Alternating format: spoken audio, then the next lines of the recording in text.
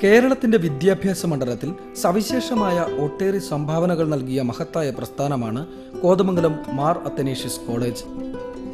1955 സ്ഥാപിതമായ ഈ കോളേജ് ഇന്ന് മധ്യ കേരളത്തിലെ ഏറ്റവും നിലവാരമുള്ള വിദ്യാഭ്യാസ സ്ഥാപനങ്ങളിൽ ഒന്നായി മാറിക്കഴിഞ്ഞു.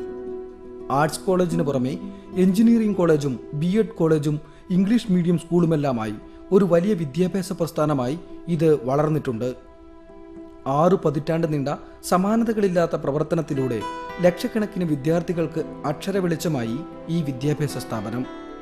അതിലുപരി ഒരു നാടിന്റെ സർവ്വതോന്മുഖമായ വികസനത്തിന്റെ കേന്ദ്ര ബിന്ദുവായും ഈ സരസ്വതി ക്ഷേത്രം മാറി.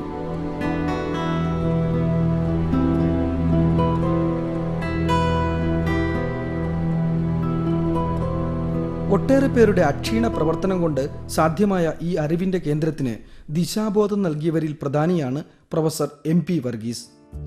കർമ്മനിരതമായ ജീവിതത്തിലൂടെ ഒരു വലിയ സംരംഭത്തെ കെട്ടിപ്പടുത്ത വിനയാന്വിതനായ ഈ മനുഷ്യൻ തന്റെ ജീവിതം തന്നെ ഈ കോളേജിനായി മാറ്റിവെച്ചു. കോതമംഗലത്തിന്റെ ചരിത്രമെന്നാൽ മാർ അത്തനേഷ്യസിന്റെ ചരിത്രമാണെന്ന് പൊതുവിൽ പറയാനാകും. എന്നാൽ മാർ അത്തനേഷ്യസിന്റെ ചരിത്രമെന്നാൽ പ്രൊഫസർ MP വർഗീസിന്റെ ജീവചരിത്രം തന്നെയാണ്. അത്രത്തോളം നിരന്തരവും അക്ഷീണവുമായിരുന്നു കോളേജിനായുള്ള അദ്ദേഹത്തിന്റെ പ്രവർത്തനങ്ങൾ.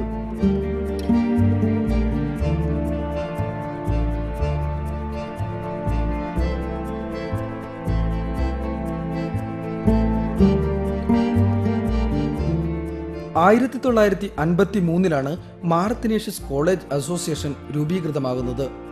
അതിനു മുൻപ് 1950 തന്നെ കോതമംഗലത്ത് ഒരു കോളേജ് തുടങ്ങുന്നതിനുള്ള ശ്രമങ്ങൾ ആരംഭിച്ചിരുന്നു. മലങ്കര യാക്കോബായ സുറിയാനി സഭയുടെ വലിയ മെത്രാപ്പോലിത്തയായിരുന്ന മാർ അത്താനാസിയോസ് തിരുമേനി ഇതിനായി യൂണിവേഴ്സിറ്റിയിൽ ഒരു അപേക്ഷ സമർപ്പിക്കുകയും ചെയ്തു. അസോസിയേഷൻ രൂപീകരിക്കപ്പെട്ടതിന് ശേഷമാണ് കോളേജിനു വേണ്ട പ്രവർത്തനങ്ങൾ ഊർജ്ജസ്വലമായത്. അസോസിയേഷന്റെ പ്രഥമ സെക്രട്ടറിയായി ചുമതലയേറ്റ MP വർഗീസ് കോളേജ് അനുവദിച്ചു കിട്ടുന്നതിന് വേണ്ടിയുള്ള പ്രവർത്തനങ്ങളിൽ മുന്നിൽ നിന്നു. അന്ന് കോതമംഗലത്തിന്റെ MLA ആയിരുന്ന MP വർഗീസിന്റെ രാഷ്ട്രീയ സ്വാധീനം കോളേജ് യാഥാർത്ഥ്യമാകുന്നതിൽ വലിയ തോതിൽ സഹായകമായി. 1955 അറിവിന്റെ വിളക്കിന് തിരിതെളിഞ്ഞു. മാർ അത്തനേഷ്യസ് കോളേജ് സ്ഥാപിതമായി. രാഷ്ട്രീയക്കാരന്റെ കുപ്പായം അഴിച്ചുവെച്ച് MP വർഗീസും കോളേജിൽ അധ്യാപകനായി. വിജനമായ കുന്നിൻപുറത്തെ ഓലമേഞ്ഞ കെട്ടിടത്തിലായിരുന്നു കോളേജ് പ്രവർത്തനം ആരംഭിച്ചത്. പരിമിതികളുടെ കെടുതികളിലും തളരാതെ നിന്ന ഒരു പറ്റം ഉൽപ്പതിഷ്ണുക്കളുടെ ശ്രമഫലമാണ് മാർ അത്തനേഷ്യസ് കോളേജ് എന്ന് MP വർഗീസ് പറയുന്നു. ഉന്നത വിദ്യാഭ്യാസത്തിന് അടുത്ത പ്രദേശത്തെങ്ങും ഒരു സ്ഥാപനവുമില്ലാതിരുന്ന ആ കാലത്തെ പ്രൊഫസർ MP വർഗീസ് ഇങ്ങനെ ഓർമ്മിക്കുന്നു. അന്ന് ആലുവ മഹാരാജാസ് തേവരുണ്ട്, പിന്നെ CMS കോട്ടയം, നിർമ്മലയില്ല, കോഴഞ്ചേരിയില്ല, തൊഴിലില്ല. ഉന്നത വിദ്യാഭ്യാസം അത്രയൊന്നും പ്രോത്സാഹിപ്പിക്കപ്പെടാതിരുന്ന അക്കാലത്ത് ഒരു കോളേജ് നടത്തിക്കൊണ്ടു പോകുക എന്നത് ശ്രമകരമായിരുന്നു. സർക്കാരിൽ നിന്നും ആനുകൂല്യങ്ങൾ ഒന്നും ലഭിച്ചിരുന്നില്ല. അധ്യാപകരും അനധ്യാപകരും ഉൾപ്പെടെ നിരവധി പേരാണ് ജീവനക്കാരായുള്ളത്. അവർക്കെല്ലാം കൃത്യമായി ശമ്പളം നൽകണം. അധ്യാപനത്തിന് ശേഷം കോളേജിന്റെ ഭരണസാരഥ്യത്തിന് സമയം കണ്ടെത്തിയിരുന്ന MP വർഗീസ് ശമ്പളത്തിനുള്ള പണത്തിനായി താനും സുഹൃത്തുക്കളും ഉദാരമതികളിൽ നിന്ന് പിരിവെടുക്കുകയായിരുന്നുവെന്ന് ഓർമ്മിക്കുന്നു. പലപ്പോഴായി ലോട്ടറി നടത്തിയും രസീതടിച്ച് പിരിവ് നടത്തിയും കോളേജ് നടത്തിയിരുന്ന അക്കാലത്തെക്കുറിച്ച് ഇന്നത്തെ തലമുറയ്ക്ക് ചിന്തിക്കുവാനേ കഴിയണമെന്നില്ല. 1972 സർക്കാർ നടപ്പാക്കിയ ഡയറക്റ്റ് പേയ്മെന്റ് എഗ്രിമെന്റാണ് എയ്ഡഡ് കോളേജ് മാനേജ്മെന്റുകൾക്ക് താങ്ങായത്. അതുവരെ ജീവനക്കാർക്കും അധ്യാപകർക്കും ശമ്പളം നൽകേണ്ട ചുമതല മാനേജ്മെന്റിനായിരുന്നു. 72 ഇത് സർക്കാർ ഏറ്റെടുത്തു. 1955 മുതൽ 72 വരെയുള്ള കാലയളവിൽ മാർ അത്തനേഷ്യസ് കോളേജിനെ നിലനിർത്താൻ താനും സഹപ്രവർത്തകരും പലപ്പോഴും പണം കടം വാങ്ങാറുണ്ടായിരുന്നുവെന്ന് MP വർഗീസ് പറയുന്നു. പണമില്ല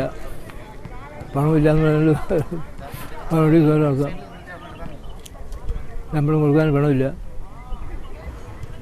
ആദ്യത്തെ ഓണം അവധി പണമില്ല, നിൽക്കുന്നുണ്ട്. ഞാൻ ടൗണിൽ പോയി. ടൗണിൽ ചെന്ന് കറിയാത്തുന്ന ഒരാളുണ്ട്, ബിസിനസ്സുകാരനാണ്. ഞാൻ കയറി അഞ്ചാറ് പേരൊന്നും വർഷമൊന്നുമില്ല. ഡ്രോ തുറന്നിട്ടില്ല. അവർ കുറേ നോട്ടുകൾ കെട്ടിയിട്ടുണ്ട്. ഞാൻ ചെന്ന് കണ്ടു, നോട്ട് കഴിഞ്ഞു. ഞാൻ പോകുന്നു. ഞാൻ നോട്ട് കണ്ടു ആൾക്കാണ്ട് കൊടുക്കാനായിട്ട് ബാങ്കിൽ എടുക്കാൻ ഏതെങ്കിലും അത്യാവശ്യം കടം വെച്ചിരിക്കണം. സാറന്മാർ നിൽക്കാൻ പറഞ്ഞു ചെയ്യാൻ പോയാൽ അങ്ങനെ ഞാൻ നോട്ട് കെട്ടിയിട്ടു. ഞാൻ കൊണ്ടുപോകുന്നു. എൻ്റെ സാറേ എന്നൊക്കെ പറഞ്ഞു തുടങ്ങി. മറ്റേ പുള്ളി ഒന്നും പറയണ്ട, ഞാൻ കുട്ടി വരാം, ഇത് വന്നേക്കാം എന്ന് നേരം കൊടുത്ത് ശമ്പളം കൊടുത്ത് ഞാൻ അയച്ചിട്ട് പിന്നെ പോയി വാങ്ങുക. ഒരു വിദ്യാഭ്യാസ പ്രസ്ഥാനത്തിന് ദിശാബോധം നൽകാൻ മികച്ചൊരു അധ്യാപകന് മാത്രമേ കഴിയുകയുള്ളൂ. ചെറിയ തോതിൽ തുടങ്ങിയ ഒരു പ്രസ്ഥാനത്തെ വലിയ നിലയിലേക്ക് വളർത്തുന്നതിലെ സൂക്ഷ്മതയും തുടർച്ചയായ പരിശ്രമവും ഒരു ഭരണകർത്താവിന്റെ ഗുണഗണങ്ങളിലും പെടുന്നു. മികച്ചൊരു ഭരണകർത്താവായിരിക്കെ തന്നെ വലിയ ശിഷ്യസമ്പത്തിനുടമയായ ആദരണീയനായ ഗുരുനാഥനാണ് പ്രൊഫസർ MP വർഗീസ്. 1952 സ്വതന്ത്ര സ്ഥാനാർത്ഥിയായി മത്സരിച്ച് അന്ന് കേരളത്തിൽ അറിയപ്പെട്ടിരുന്ന നേതാവായ തരിയത്ത് കുഞ്ഞിത്തൊമ്മനെ തോൽപ്പിച്ചാണ് അദ്ദേഹം MLA ആയത്. എന്നാൽ അധ്യാപനത്തിലേക്ക് വരുന്നതിനു വേണ്ടി MP വർഗീസ് രാഷ്ട്രീയ രംഗം വിട്ടു. സമർപ്പിതമായ അധ്യാപക ജീവിതത്തിലേക്കായിരുന്നു ഇതുവഴി അദ്ദേഹം പ്രവേശിച്ചത്. അച്ചടക്കത്തിൻ്റെ കാര്യത്തിൽ യാതൊരു കോംപ്രമൈസും ഉണ്ടായിരുന്നില്ല. വളരെ കർക്കശമായ നിലപാടുകാരനായിരുന്നു വർഗീസ് സാറ്. അച്ചടക്കത്തിൻ്റെ കാര്യത്തിൽ ആരെങ്കിലും വിട്ടുവീഴ്ച ചെയ്യണമെന്ന് ആവശ്യപ്പെട്ടാൽ അദ്ദേഹം അതിന് വഴങ്ങുമായിരുന്നില്ല. Kuruppampady MGM, Kothamangalam saint George, Vadakara saint John's എന്നിവിടങ്ങളിലായിരുന്നു MP വർഗീസ് തന്റെ സ്കൂൾ വിദ്യാഭ്യാസം പൂർത്തിയാക്കിയത്. 1945 ആലുവ യൂണിയൻ ക്രിസ്ത്യൻ കോളേജിൽ നിന്നും ബിരുദം കരസ്ഥമാക്കി. തുടർന്ന് മദ്രാസ് ക്രിസ്ത്യൻ കോളേജിൽ നിന്നും MA പൂർത്തിയാക്കിയ അദ്ദേഹം ഇംഗ്ലണ്ടിലെ ഓക്സ്ഫോർഡ് യൂണിവേഴ്സിറ്റിയിൽ ഗവേഷണ പഠനം നടത്തുകയും ചെയ്തു. അക്കാലത്തെ സാഹചര്യമനുസരിച്ച് ശരാശരി മലയാളി വിദ്യാർത്ഥിക്ക് സ്വപ്നം കാണാൻ പോലും കഴിയാത്ത നിലയിലുള്ള ഉന്നത വിദ്യാഭ്യാസമാണ് MP വർഗീസിന് ലഭിച്ചത്. അക്കാദമികമായ ഈ മേൽക്കൈ അദ്ദേഹത്തിന്റെ മുഴുവൻ പ്രവർത്തനങ്ങളെയും സ്വാധീനിച്ചു. ശിഷ്യവാത്സല്യമുള്ള മികച്ച അധ്യാപകനായാണ് അദ്ദേഹത്തിന്റെ വിദ്യാർത്ഥികൾ അദ്ദേഹത്തെ ഓർമ്മിക്കുന്നത്. അധ്യാപകൻ എന്ന രീതിയിൽ സാറിൻ്റെ സാമ്പത്തിക ശാസ്ത്രമാണ് പഠിപ്പിച്ചിരുന്നത്. ആ വിഷയത്തെ സംബന്ധിച്ച് അവഗാഹമായ പാണ്ഡിത്യമുള്ള ഒരു അധ്യാപകനായിരുന്നു അദ്ദേഹം, യാതൊരു സംശയമില്ല. കാരണം ആ വിഷയത്തെ സംബന്ധിച്ച് ഏതറ്റം വരെ പോകുവാൻ തക്കവണ്ണം ഗവേഷണ ബന്ധിയായ മനസ്സുമായിട്ടാണ് അദ്ദേഹം തൻ്റെ ഔദ്യോഗിക ജീവിതം ആരംഭിച്ചത്. കാരണം BAക്ക് അദ്ദേഹത്തിന് റാങ്ക് ഉണ്ടായിരുന്നു, MAക്ക് അദ്ദേഹത്തിന് റാങ്ക് ഉണ്ടായിരുന്നു, MPhil അദ്ദേഹം ആ വിഷയത്തിൽ ചെയ്തിട്ടുണ്ട്. പിന്നെ എക്കണോമിക്സിൽ തന്നെ അദ്ദേഹം ഓക്സ്ഫോർഡ് യൂണിവേഴ്സിറ്റിയിൽ പോയി ഗവേഷണം ചെയ്തിട്ടുണ്ട്. അപ്പോൾ സ്വാഭാവികമായി ഒരു അധ്യാപകന് വേണ്ടുന്ന എല്ലാ സൗകര്യങ്ങളും അക്കാദമികമായ എല്ലാ സൗകര്യങ്ങളും കിട്ടിയതിന് ശേഷമാണ് അദ്ദേഹം പ്രിൻസിപ്പലായിട്ട് നമ്മുടെ കോളേജിൽ വന്ന് ചാർജ് എടുത്തത്. 1957-58 കാലയളവിലാണ് ഓക്സ്ഫോർഡ് സർവകലാശാലയിൽ ഗവേഷണത്തിനായി MP വർഗീസ് ചേരുന്നത്. വിഖ്യാത ധനതത്വശാസ്ത്ര ഗവേഷകനായിരുന്ന സർ റോയി ഹാരോഡിന്റെ കീഴിലായിരുന്നു പഠനം. ഓക്സ്ഫോർഡിലെ വിദ്യാർത്ഥി കാലം തന്റെ ലോകവീക്ഷണത്തെയും ജീവിതത്തെക്കുറിച്ചുള്ള കാഴ്ചപ്പാടുകളെയും മാറ്റിമറിച്ചെന്ന് MP വർഗീസ് പറയുന്നു.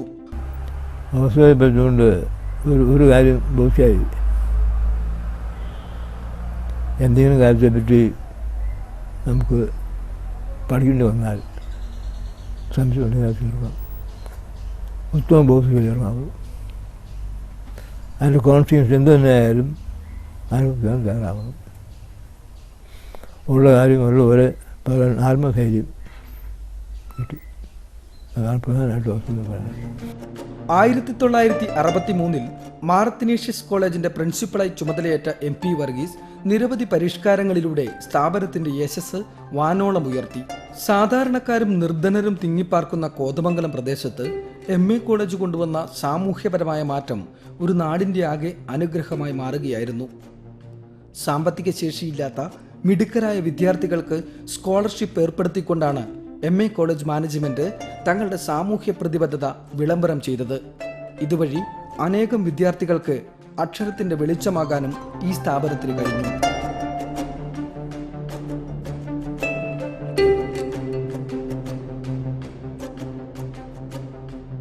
ഇപ്പോൾ എനിക്ക് കോളേജിൽ പഠിക്കാൻ ഇടയായത് തന്നെ ഈ ഡോക്യുമെൻ്ററിക്ക് കഥാപാത്രമാകുന്ന അല്ലെങ്കിൽ കഥാനായകനാകുന്ന എം ബി വർഗീസ് സാറിൻ്റെ ഒരു ഹ്യൂമാനിറ്റേറിയൻ കൺസിഡറേഷൻ കൊണ്ട് മാത്രമാണ്. അദ്ദേഹം വളരെയധികം വീക്ഷണമുള്ള ഒരു വ്യക്തിയാണ്.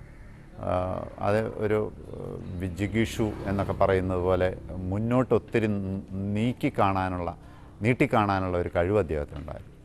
അപ്പോൾ അന്ന് ഈ സമീപ പ്രദേശങ്ങളിലെ സ്കൂളുകളിൽ പഠിക്കുന്നതിൽ നിന്നും സ്കൂൾ ഫസ്റ്റ് ആവുന്ന കുട്ടിക്ക് ഫീസ് കൊടുക്കണ്ട ഒരു പോളിസി തന്നെ അന്ന് ഈ കോളേജിനുണ്ടായിരുന്നു. അത് എം ബി വർഗീസ് സാർ ഉണ്ടാക്കിയ ഒരു പോളിസിയാണ്. ഒരു പക്ഷേ ഞാൻ ഇവിടെ അടുത്തുള്ള ദേവസ്വം ബോർഡ് ഹൈസ്കൂളിലാണ് പഠിച്ചത്. തൃക്കാരിയൂർ ദേവസ്വം ബോർഡ് ഹൈസ്കൂളിലാണ് ഞാൻ SLC കഴിഞ്ഞത്. സ്കൂൾ ഫസ്റ്റായിരുന്നു. സ്കൂൾ ഫസ്റ്റ് ആയതുകൊണ്ട് മാത്രം അന്ന് 1969 പ്രീ ഡിഗ്രിയുടെ ഫീസ് 37 രൂപയാണ്, എൻ്റെ ഓർമ്മ ശരിയാണെങ്കിൽ. അതിനുശേഷം 10 വർഷമോ 15 വർഷത്തിന് ശേഷം കുട്ടികൾ സമരം ചെയ്ത് അതിനെ കുറച്ച് കൊണ്ടുവന്നത് 16 രൂപയിലേക്കാണ്. അന്ന് 37 രൂപ എന്ന് പറയുന്ന ഒരു പറ നെല്ലിന് 3 രൂപ വിലയുള്ളപ്പോഴാണ് 12 പറ നെല്ല് വിൽക്കുന്ന കാശ് കൊണ്ട് ഒരു മാസത്തെ ഫീസ് കൊടുക്കുക എന്ന് പറയുന്നത് എൻ്റെ പേരൻസിന് ചിന്തിക്കാൻ പറ്റില്ല. അപ്പോൾ സ്കൂൾ ഫസ്റ്റ് ആയതുകൊണ്ട് മാത്രം ഈ കോളേജിന് അങ്ങനെ ഒരു പോളിസി ഉള്ളത് കൊണ്ടും എനിക്ക് പഠിക്കാൻ പറ്റി. അല്ലെങ്കിൽ ഒരു പക്ഷേ എനിക്ക് തോന്നുന്നില്ല എനിക്ക് ഗ്രാജുവേഷനൊക്കെ പോകാൻ പറ്റുമെന്നുള്ളത്. അതാണ് ഈ കോളേജ് എനിക്ക് വേണ്ടി ചെയ്ത ഏറ്റവും വലിയ സേവനം. അതുപോലെ ഈ കോളേജിൻ്റെ ക്യാച്ച്മെൻറ്റ് ഏരിയയിൽ ആയിരക്കണക്കിന് കുട്ടികൾ അങ്ങനെ രക്ഷപ്പെട്ടിട്ടുണ്ടാവുമെന്നാണ് എൻ്റെ വിശ്വാസം. 1961 മാർ അത്തനേഷ്യസ് എഞ്ചിനീയറിംഗ് കോളേജ് ആരംഭിക്കുന്നത്. 66 അത്തനേഷ്യസ് ഹൈസ്കൂളും സ്ഥാപിക്കപ്പെട്ടു. വലിയ പണച്ചെലവുള്ള കാര്യങ്ങളായിരുന്നു ഏറ്റെടുക്കേണ്ടി വന്നത്. പരാജയപ്പെടുമെന്ന് ഒരു ഘട്ടത്തിലും തോന്നാത്ത സംഘബോധത്തിൻ്റെ സാഫല്യം. അന്നൊരു പ്രൊഫസർ ഉമ്മൻ കൊല്ലം കോളേജിലെ പ്രിൻസിപ്പലായിരുന്നു. അദ്ദേഹവും മർക്കോസ് കോട്ടയത്തെ മന്ത്രിയായിരുന്ന മർക്കോസിനല്ലോ പേര് 8 പേര് മതി KPCC പ്രസിഡന്റ് അവരുടെയൊക്കെയായിരുന്നു.